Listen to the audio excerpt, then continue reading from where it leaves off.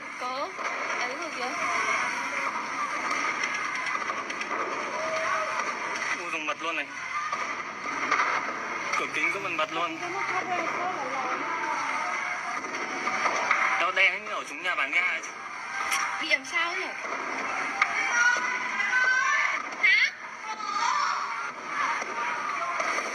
Ôi kìa, Linh ơi, nó xì ra kìa, Linh ơi, Linh. Ui. Ui.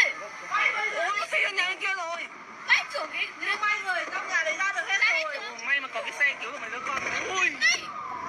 Ủa, Nó có bắn tao sang đây luôn. Bắn ra đây cơ mà. Ôi, cửa kính có mình mật luôn. Cái gì cũng bắn cái này em ơi. nhà thì kiểu giờ coi là Khổ thân đấy. Mẹ nó cài. Ôi, nó con bay sang nhà mấy hồ nữa kìa. Ui. Ui vãi chưởng. ngắt điện, gọi cho sở điện ngắt điện ngay. Chết mẹ mình có phải tắt không? Hay là không liên quan gì đến nhà mình? Chết rồi. Sợ coi về nhà gà bên cạnh ấy rất chết. Con mẹ kia lại đừng đứng ở kia sẽ bắn lên cho. Cứu hộ bây giờ nó chỉ được tắt lửa rồi nó mới tắt. Tất nhiên bà nó nổ chết. Bây giờ nó nổ nhá. Còn mình ga như thế. Kìa ui. Ui. Ủa kiểu ui. Sợ vãi. Phun nó mâm kìa. Nhà thì cường bài đã nổ kính kìa. Cửa kính thì cường kìa. Ui nổ đấy, thật đấy. Em ơi nhìn cái cửa kính mà em. Tôi chỉ mong hết thôi. Em ơi có chúng nhà bán ga chứ ô kia rồi. Này, Ui. tiếp kìa. Sợ đấy. May là ra được cái không có chết cả nhà ấy. Ừ, mấy đứa trẻ con May là mắc chị kẹt đi đấy. Thủy Kiều chạy sang bên nhà Hồng Sơn đang sửa kìa. Cái.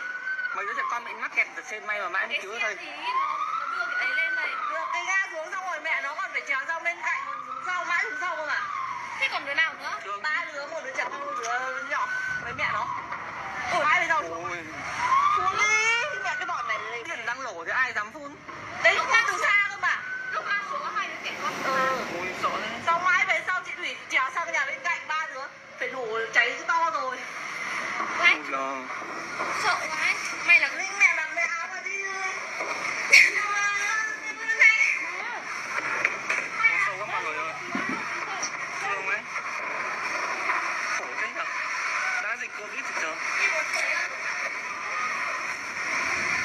Có mỗi cái da tà. Ôi nó còn kiểu ui. Thì cả con xe máy kia rồi. Tuần người ở kia nhờ em ơi. em ơi nếu mà Ông ơi đừng sau cái dèo này không nhớ nổ kính. nếu mà không cứu được bọn trẻ con. Ui điện nhờ. Ui. Chết rồi rồi. Sợ quá. Đương nhiên là người ta bật chửi rồi. Không cao mình luôn á. Ui eo ơi kiểu ôi cái xe điện kìa. Ui. Xong cái nhà chị cường Ôi nó sang. em ơi sợ chưa. Ui lửa to đấy. Em ơi sang. Ui cháy ghê rồi. Ui sợ đấy mọi người Xe ơi. máy á.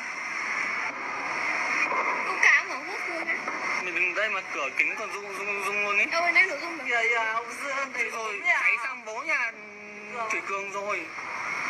Sao ông mua luôn mấy nhà bên cạnh ấy nhở? Hút nước đi à? Nhà chị nhà ông Sơn à nhà Thủy Cường kia xong mua nhà Thủy Cường. Nhà hút nước là nó.